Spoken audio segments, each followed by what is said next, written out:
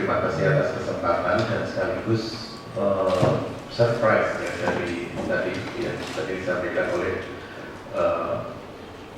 pelaksana tugas dekan bahwa ada hal yang perlu diireni gitu dari ekonomi Islam yang baru 12 tahun tapi kemudian sudah berkembang pesat dan saya sangat berharap bahwa ini nanti bisa menjadi model perkembangan untuk hal yang lain juga.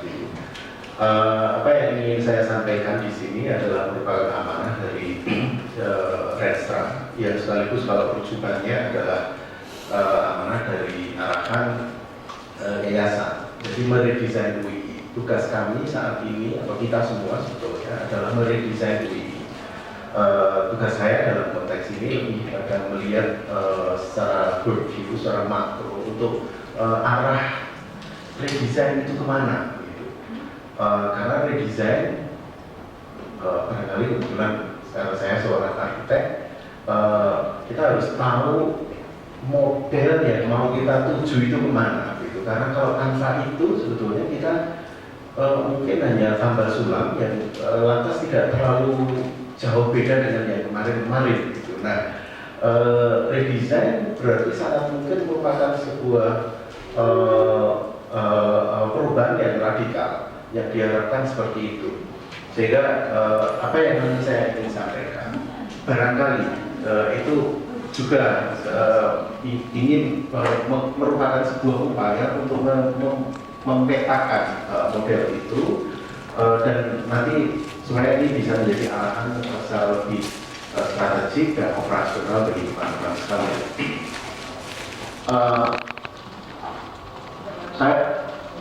Saya harus klaim bahwa ini bukan kebijakan resmi secara mutlak begitu, walaupun ini merupakan derivasi dari Renstra. Banyak yang ide-ide yang saya berusaha angkat dari berbagai macam level yang kemudian saya formulasikan kembali ataupun hal-hal yang sifatnya masih yang sedang dikerjakan oleh tim. Ada 3 hal yang nanti saya coba sampaikan, yaitu model universitas kita itu nanti mau jadi seperti apa, kemudian redesign dan peran pusat studi di sini, jadi sangat terkait dengan apa yang sedang kita lakukan dan tantangan ke depan. Saya kembali ke narasi awal universitas, raison d'être dari universitas ini mengapa didirikan. Hatta bertemunya religion, agama, dan ilmu sains dalam kerjasama yang baik untuk membantu peningkatan kesejahteraan masyarakat. Jadi sebetulnya satu kalimat ini sudah apa yang selama ini kita bayangkan di visi-visi yang panjang sekali itu sebetulnya ya sudah komplit. Jadi saya coba dari narasi yang sangat dasar ini kemudian kita kembangkan. Lagi-lagi karena saya arsitek, saya terbiasa dengan pola kita harus melihat sejarah kita. Barangkali teman-teman sudah sangat familiar dengan ini, Baitul Hikmah dipakai.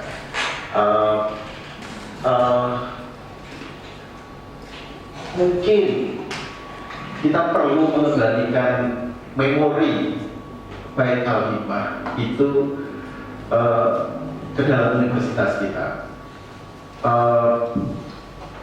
Saya akan tunjukkan bedanya nanti dari sisi arsitektural dan dari sisi naratif gitu. Tentu teman-teman lebih paham dari sisi yang lain. Dua hal ini, universitas dan Baitul Hikmah itu beda. Kita pakai universitas. Universitas dari bahasa Latin ya Universitas Magistrorum et Scholarum, scholar orang dan teachers, universitas yang kumpul. Dan penting siapa di sini? Apa? Orang yang nanti manusia. Tapi mari kita lihat Yang penting apa? Knowledge. Dua hal yang sangat fundamental berbeda. Benar. Bait al-hikmah yang paling difokuskan adalah bagaimana knowledge itu lantas dikumpulkan, di-sharingkan, dan kemudian ini dimanfaatkan, tentu dalam konteks ini. Nah, kalau ini kita masih tidak tahu, mereka ngumpul sekolah menjadi para sarjana, gitu. Baru kemudian muncullah pengetahuan, sehingga sempat muncul pengetahuan filsafat ala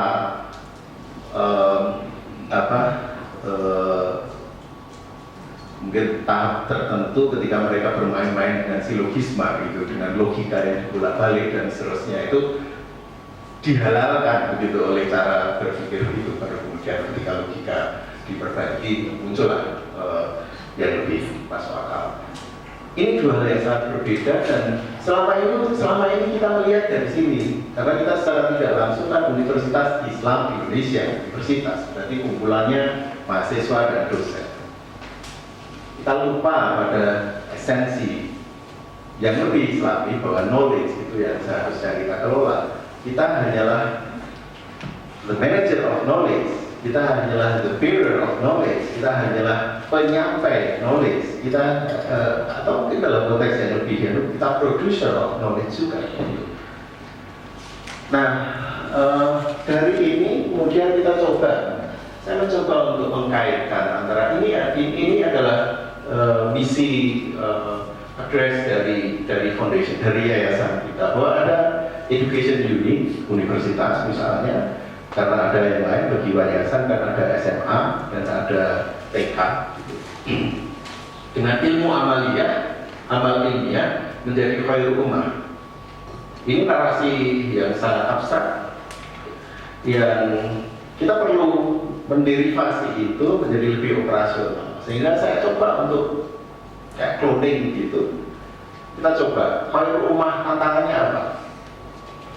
Ada local and global challenges. Ada persoalan di sini. Nah, ketika persoalan ini harus kita tackle, bagaimana toolsnya? Tools dalam arti ontologis, artinya pemikiran kita harus mampu mengembangkan integration of knowledge, karena kita sudah agak melupakan dengan adanya knowledge yang dalam tanda kutip scientific dan agama yang pisah gitu. Sementara wacana yang seharusnya dikembangkan adalah integration of human knowledge. Kita punya tools sekarang for integration of human knowledge. Nah, untuk amaliyahnya bagaimana? Amaliyahnya ya ke depan kita mesti transdisiplin. Kenapa transdisiplin? Karena local and global challenge itu sekarang sudah tidak mungkin lagi diselesaikan hanya dengan monodisiplin, apalagi bahkan mungkin dalam konteks tertentu multidisiplin pun sudah susah, sehingga harus transdisiplin. Sehingga kita harus mampu mengarah sana. Nah, aplikasi yang lebih spesifik lagi, yang lebih operasional adalah di ini catur dharma kita. Saya kira kita sudah hafal. Dan saya akan dalam lagi, sebetulnya global challenges kita apa? Ada banyak. Saya kira ini banyak institusi akan banyak ngeklaim dengan cara yang berbeda. Mungkin Western societies akan melihat security, health, education, poverty mungkin mereka sudah tidak lagi perlu dikater karena sudah ini. Tapi bagi kita, ya, waste mungkin bagi kita luar biasa. Urban dan rural kita ada perubahan yang sangat cepat ya. Sementara kalau di tempat lain di Northern Hemisphere itu tidak terlalu signifikan misalnya. Mereka akan di mobility misalnya. Nah, ya ini kita coba, karena Indonesia itu dalam beberapa hal malah the most advanced complexity. Jadi kalau paling kompleks, opo-opo iso di sini. Kalau di sana itu yang sudah ada regulasinya, tapi kalau di sini itu apa-apa bisa, asal pelan-pelan. Itu kata seorang planner dari Swiss yang mengambil kesimpulan gitu, di Indonesia itu apa-apa bisa, apa-apa boleh, asal pelan-pelan. Ya, jadi melanggar peraturan ya boleh, gitu. bisa termasuk itu asal pelan-pelan dan nggak usah ngomong. Nah itu menimbulkan kompleksitas luar biasa dan far ahead dari kompleksiti yang sekarang di Eropa misalnya, ke Amerika itu sedang menuju ke arah kompleksitas. Kita far ahead kompleksiti. Banyak yang ingin belajar di Indonesia. Nah ini mestinya yang menjadi challenge bagi kita. Ketika di sini konsultasi ekonomi Islam, saya yakin kompleksitas ekonomi Islam related subject and problems di sini jauh lebih kompleks dibanding di Eropa. Karena mereka instrumennya sudah, dan mereka mungkin akan belajar di sini. Mereka akan sangat mungkin belajar di sini, kepingin belajar di sini. Nah, sehingga kita punya mestinya kita punya lompatan gitu, sehingga ini yang sedang kita coba untuk nanti di MIP kita ubah atau kita review ulang gitu. Nah, mungkin disinilah kita baikkan hikmah itu, UI. Saya akan kembali ke tadi 4 catur-catur kurikulum dulu. Kita coba bagaimana pendalaman. Kita tahu pemerintah sudah punya SNPT itu dengan 4 kuadran ini. Tim MKU dan kemudian perumus menganggap merasa perlu kita secara spesifik memberi nama kurikulum kita. Akhirnya kita sepakat, walaupun ini nanti belum ditok, ya sudah, yang namanya kurikulum kita itu kurikulum Wilabad. Tapi kayaknya pas yang dibacakan. Di kurikulum Wilabad selama ini juga kita sudah mesinnya ya Wilabad. Artinya kita nggak usah pakai narasi yang beda lagi, tapi kita pakai saja narasi yang ada, hanya kita eksplisitkan. Ini yang seringkali kita lemah di sini, mengeksplisitkan apa yang kita punya. Kita juga sering berilmu amalnya beramal ilmiah, tapi itu kan narasi abstrak. Bagaimana mengeksplisitkan, bagaimana mengoperasionalkan, bagaimana menjadikan itu guidelines di dalam pemikiran, di dalam tata laku, dalam tata kelola. Nah ini persoalan. Jadi ini, sehingga tujuan kita ya karakter ini ya misalnya untuk nemu ini kita butuh berapa bulan ya Seth? Berbulan-bulan rame loh ya. Nah, lantas kemudian bagaimana kita mengintegrasikan narasi-narasi yang kita punya menjadi sebuah ya meta narasi yang gampang dibaca, sehingga nanti akan menginspirasi orang, menginspirasi kita semua. Dia berilmu amalnya, beramal ilmiah, kemudian menjadi dari mahasiswa menjadi insan albab. Prosesnya seperti apa? Lebih mendalam lagi. Dari mahasiswa ada pembinaan akhlak Islami dan karakter kepemimpinan. Ada pembelajaran yang integrasi dan transformatif serta pengembangan keahlian. Dan kemudian ada riset dan dakwah. Karena riset adalah representasi dari source of knowledge yang harus kita cari. Jadi knowledge yang merupakan producing of knowledge, proses memproduksi knowledge melalui riset. Dakwah adalah bagaimana dia diimplementasikan, didiseminasikan ke masyarakat. Sehingga ilmu amaliyahnya itu ada di sini, amal ilmiahnya ada di sini. Komplit sudah. Lebih dalam lagi, kita sudah memetakan, misalnya di bahan kajian untuk kurikulum kita itu apa saja. Ada banyak hal yang kita coba integrasikan, mulai dari yang selama ini kita punya, akidah, ibadah, akhlak, baca tulis Al-Quran, kepemimpinan, teknik dakwah itu kita munculkan secara eksplisit. Bahasa Inggris untuk komunikasi, bahasa Arab untuk komunikasi, kreativitas dan strategi berpikir dan seterusnya. Ada banyak yang kita coba. Bahkan sampai ke kewirausahaan syariah. Selama ini kita mengatakan kewirausahaan. Kenapa kita tidak bold saja syariah? Contoh yang sudah kita rumuskan di tim yang tahu, dan ini Polban awal sudah mulai diintegrasikan. Nah, sampai kurikulum sampai ini kan bahan kuliah, bahan pembelajaran, bahan kajian. Nah, bagaimana kemudian kalau di mata kuliah? Nah, ini mungkin ya akan lantas menjadi kita sampaikan dulu ke Senat untuk menjadi kita ubah. mata MKU kita itu ulil apa Islam ulil apa Islam for scholars itu mungkin secara. Kemudian konsep Islam rahmatan lil alamin yang sebetulnya merupakan apa ini Islam yang tematik, Islam dalam disiplin ilmu dan problematika kontemporer, maka dijuduli dengan Islam rahmatan lil alamin. Supaya kita membangun narasi dari universitas kita mampu membangun narasi bahwa Islam itu rahmatan lil alamin, dan itu secara untuk ternyata jadi kok juga. Nah ini nanti jadi penulisan karya ilmiah di sana, pengabdian masyarakat. Jadi kalau kita punya KKN gitu, KKN mungkin ada semacam sedikit pepin ya. Itu sehingga kita coba kenapa tidak langsung saja menjadi pengabdian masyarakat gitu. Kemudian ada wirausaha, ada publikasi karya ini. Dan untuk yang Polbang Mawar, kalau dulu namanya Polbang Mawar, mungkin ada kita bungkus dengan cara yang berbeda. Ada pengembangan karakter keislaman, Islamic karakter building yang sekarang sudah diuji coba. Pengembangan ini BTAQ, baca tulis Al-Quran.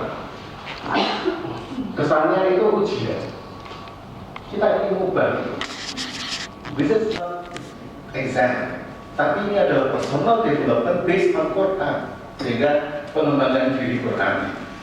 Jadi kita membangun narasi, karena kita butuh redesign. Otak kita harus agak dicuci dulu, supaya kita bisa keluar dari kebiasaan-kebiasaan yang mungkin membelenggu kita. Bahasa asing untuk komunikasi global, pelatihan pengembangan diri, self development training, kemudian pelatihan bicara di depan public speaking. Karena untuk menjadi seorang good leader, maka tanpa public speaking nonsense. Sehingga kita harapkan setiap mahasiswa memang mempunyai keahlian untuk bicara di depan publik. Tidak, saat ini belum ada training yang secara sistematis bisa memberikan. Ini contoh bagaimana kita berupaya untuk menderivasi dari message yang sangat abstrak tadi di depan menjadi lebih operasional di kita, dan perubahan yang kita coba lakukan. Insya Allah kalau ini nanti draftingnya sudah selesai, kita akan sehatkan. Sekarang yang tiga ini, tadi kurikulum, sekarang tiga. Kita lihat bahwa ini knowledge production. Saya selalu bicara knowledge-nya dulu. Kembali ke narasi baik al-hikmah, bukan orangnya. Knowledge, bagaimana knowledge diproduksi? Berilmu amaliyah. Kemudian bagaimana knowledge dikontribusikan? Bagaimana beramal ilmiah? Kita lihat ada tiga tripati. Ini contoh bagaimana secara global atau knowledge contribution itu diukur. Scopus kita masih rada terseok-seok walaupun sudah naik gitu ya. Ada 180, tapi ada nama lain Islamic Indonesia University kalau tidak salah, IIU. Itu yang masih di luar ini. Jadi ada sekitar 30 paper yang harus saya integrasikan. Tadi saya sudah komunikasi dengan Scopus, saya ini masuk ke sini. Jadi nanti akan ada sekitar 200-an. Nah ini sebagian besar masih computer science, engineering, business, management, accounting. Memang untuk social sciences, Scopus agak susah gitu ya. Tapi ini kan hanya salah satu saja cara untuk ukuran kontribusi. Nah kita sudah coba untuk nanti di dalam sasaran mutu kita itu kita ubah juga. Jadi tidak lagi 9 sasaran mutu ya, 7 sasaran mutu, tapi menjadi 10. Dan kita punya standar yang ini sekaligus sosialisasi. Insya Allah dalam waktu dekat ini juga akan kita senatkan versi apa? Singkatannya begitu, akronimnya begitu, supaya mudah. M, management. A, education. A, research. C, community service. Y, ini paling susah ini. Akhirnya pasti paksakan saya youth objectives dari hasil ini. O, output. F, facility. Kemudian G, governance. O, outcome. D, calon Islamnya. kita lihat bagaimana kontribusi kita itu diukur. Jadi misal presentasi dosen dengan publikasi ilmiah tadi sudah. Kemudian presentasi mendapatkan hibah pengabdian masyarakat eksternal. Jadi kita penting, universitas kita ini universitas pengabdian seharusnya. Risetnya rodok elek nggak apa-apa gitu kalau pengabdiannya bagus. Amat saya pengabdiannya kita juga belum bagus itu ya, jadi masalah. Sehingga ya sekarang kita harus push lah. Karena tadi untuk kesejahteraan membantu kesejahteraan kesejahteraan masyarakat gitu kita misi kita itu luar biasa di situ. Nah, presentasi pegawai yang aktif dalam dakwah Islamnya di tingkat nasional dan internasional. Jadi kita memang sudah akan pull di sini. Ya, nekat ini memang sasaran untuk ini agak nekat. Tapi ini konsekuensi kalau kita mau lompat, itu ya kita harus lupa banyak.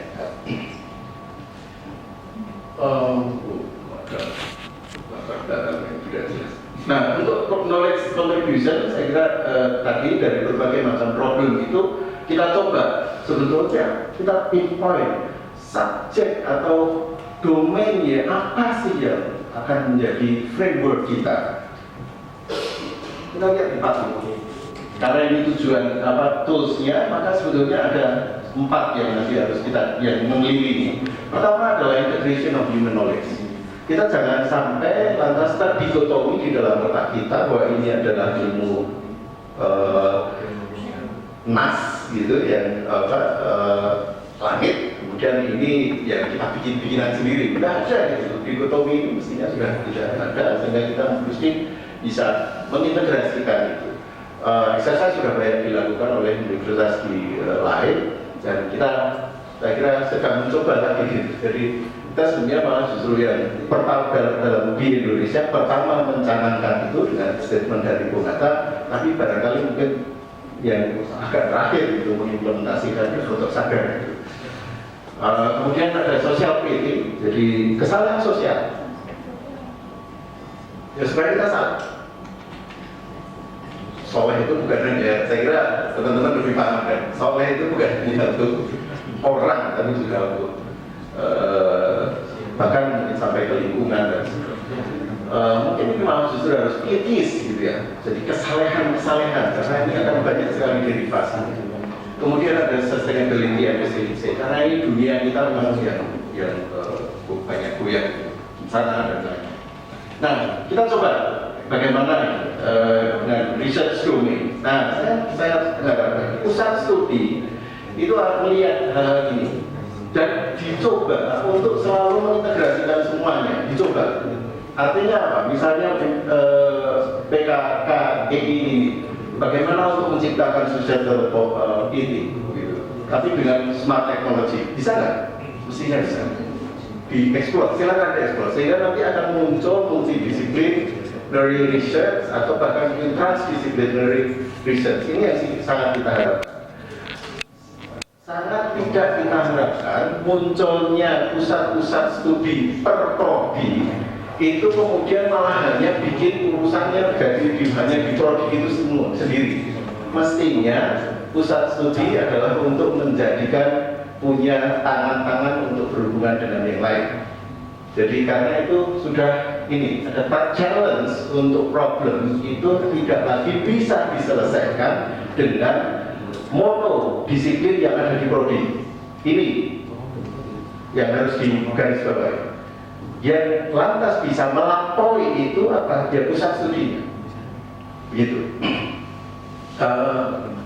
Barangkali ini adalah sebuah kompromi antara peraturan-peraturan nasional yang memang dalam tanda kutip sedikit banyak membelenggu dalam memproduksi atau mencari derivasi-derivasi program studi. Jadi program studi yang aneh-aneh itu susah sekarang. Kalau UGM sih dulu masih contohnya Pak, contohnya ya yang kultur dan misalnya perbandingan agama itu iya memang di UGM masih ada kan, sempat ada, tapi kemudian dengan ada nomenklatur segala kan itu jadi bulat gitu, jadi persoalan gitu. Jadi kalau kita akan bikin program studi yang aneh-aneh yang itu kita akan fight-nya dengan gigi keras. Nah, sehingga mungkin strategi nasional adalah ya sudah usaha program-program studi yang ada itu ya itu saja, tapi nanti dedikasi dengan macam-macam gitu, ada konsentrasi, ada ini ya. Sebenarnya rasa tidak sesuai lagi dengan KKN. Jadi ada persoalan itu. Nah, jadi ada semacam solidifikasi di dalam program studi, ada solidifikasi di dalam keilmuan di program studi. Nah, yang bisa mencairkan solidifikasi ini hanya pusat studinya. Jadi inilah yang kita harapkan nanti menjadi agent untuk kolaborasi secara keilmuan. Nah, ini tentu dalam konteks untuk community service domain, ada Labdian, ada applied technology, yang nanti mungkin bisa sampai paten. Pak Agus ada di sini, dakwahnya juga. Nah, research center gimana? Di sini saya. Intinya sebetulnya research center. Naiknya ke postgraduate program, turunnya ke undergraduate program, ke kiri itu ke tadi knowledge di riset-risetnya, kanannya ke community service. Jadi sudah tepat bahwa di sini ada kajian dan konsultasi, sangat tepat. Memang harusnya begitu. Kajian, konsultasi. Jadi good word, good choice, exactly seperti apa yang kita bayangkan. Dan saya sangat berharap bahwa ini yang nanti dikembangkan. Karena di FIAI ini sudah komplit, ada yang undergrad-nya sampai ke postgrad-nya, bahkan sampai doktor. Maka ini challenge-nya bisa lebih operasional. Oke, ini contoh saja bagaimana kami berusaha untuk mengubah mindset di level organisasional.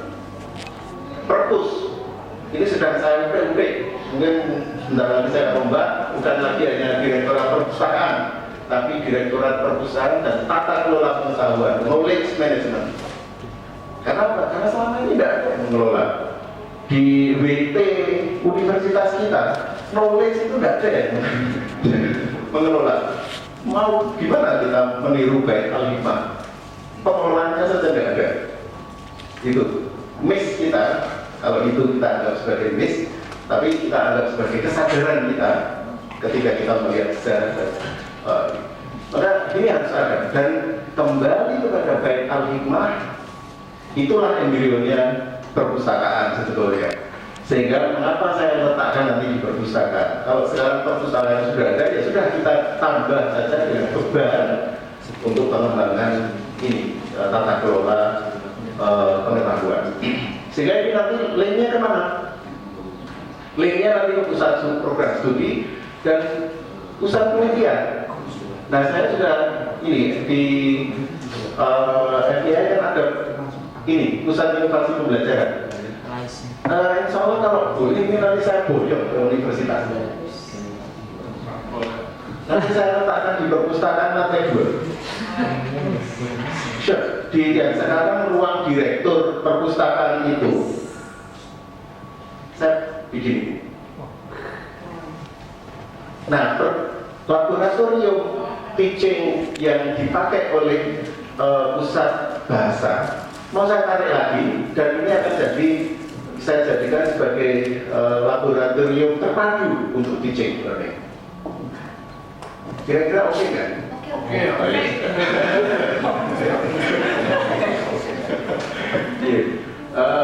Yang penting kartu tersebut.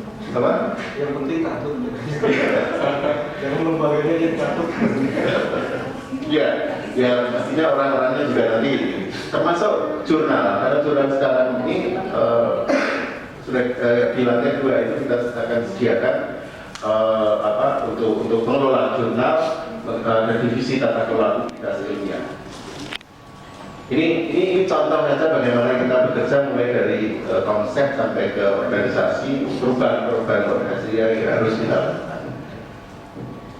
Kenapa sih kenapa ketika kita bicara tentang knowledge yang tadi rujukan awalnya adalah Bait Al-Hikmah itu, ternyata ini menjadi sangat kontemporer, artinya menjadi challenge yang sangat berkembang saat ini. Universitas do not generally manage information well dan do not recognize the knowledge as an asset.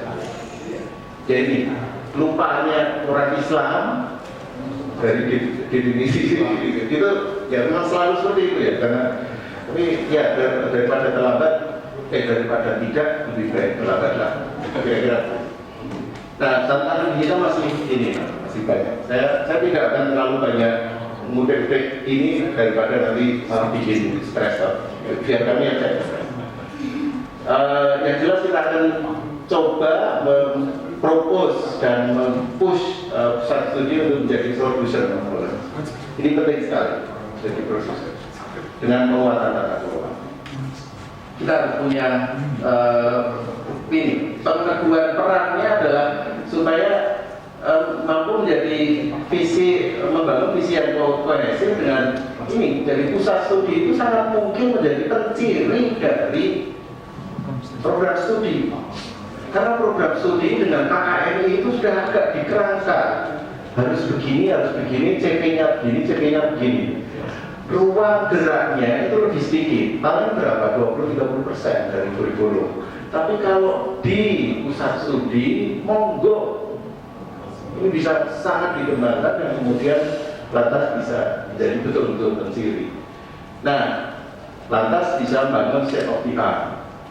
Nah, kemudian ini bisa jadi jualan juga, begitu dengan konsultasi dan seterusnya, training, pengembangan wacana, bikin buku dan seterusnya.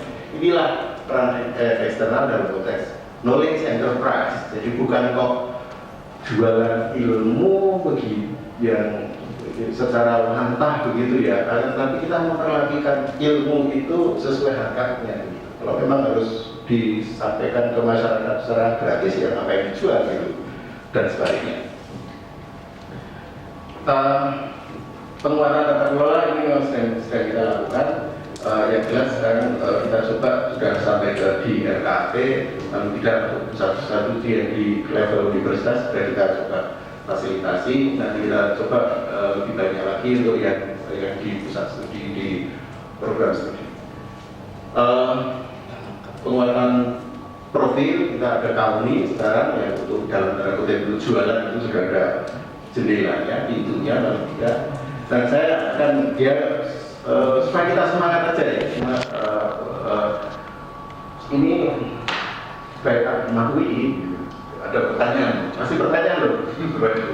Tapi ini desain dari kami, ada mahasiswa saya bimbingan TA yang saya minta khusus untuk mendesain ini karena kita punya tanah yang cukup besar. Ini ring road, ini CIH, itu di sinilah CIH. Nah ini agak berseberangan, agak gede, 6.000 meter persegi. Nah saya bayangkan ini gimana kalau ini pindah ke sini aja.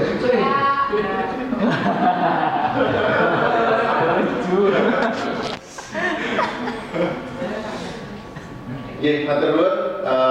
Semoga bisa menginspirasi. Kalau ada dialog, monggo. Tapi saya akan tutup dulu bahwa saya kira ini menjadi penting bagi kita semua untuk bergerak dalam satu visi. Koherensi visi menjadi sangat penting.